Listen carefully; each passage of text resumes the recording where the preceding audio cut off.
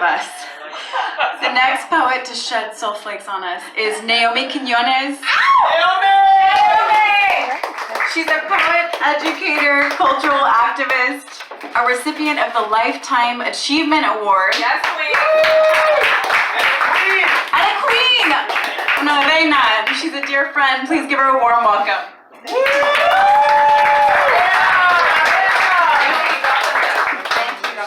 So much. Marguerite, Paul, Fred, those of you who curated this, thank you. We need this. Just to remind myself and ourselves that the word curate and curator comes from the Latin curar, which is to heal and to cure.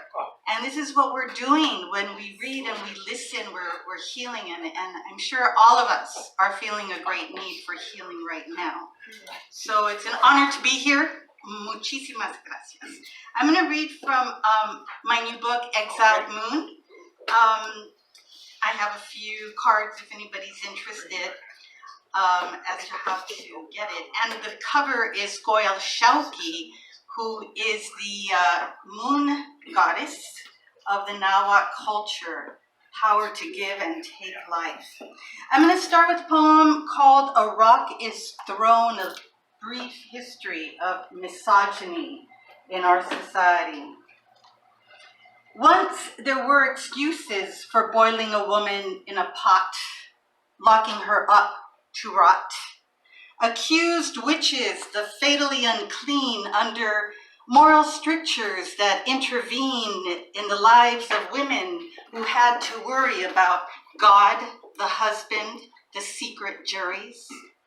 Peter, pumpkin eater, had a wife and could not keep her, so he put her in a shell, and there he kept her very well. Throw a witch in deep water, if she drowns, she's a devil daughter. Place her body on a burning stake, if she burns, there's no mistake. Peter, pumpkin eater, had a wife and could not keep her, so he put her in a cell, and there he kept her very well. Today there is no need for proof of evil. Her existence alone renders her feeble, renders her useless and or expendable. To the needs of men, she is dependable. Peter, pumpkin eater, had a wife and could not keep her, so he put her in a hell, and there he kept her very well. Free of pretense, outside the law, the degenerate patriarch slams its paw to suffocate her ringing voice, to control her body, to limit choice.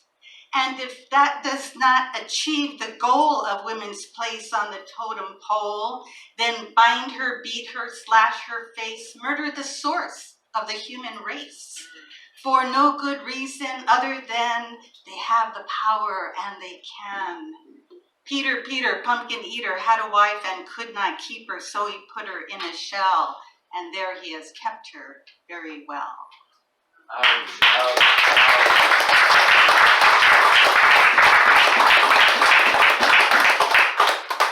There's a lot of things that inspired that poem, but definitely what really got me going was the unfortunate tradition of stoning women to death in some cultures. So sometimes stones are used, sometimes laws are used. This is Waltz at Midnight, a little border poem.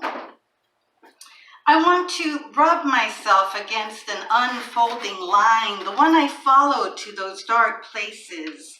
I want to place that sweet meridian in my mouth and suck until it explodes.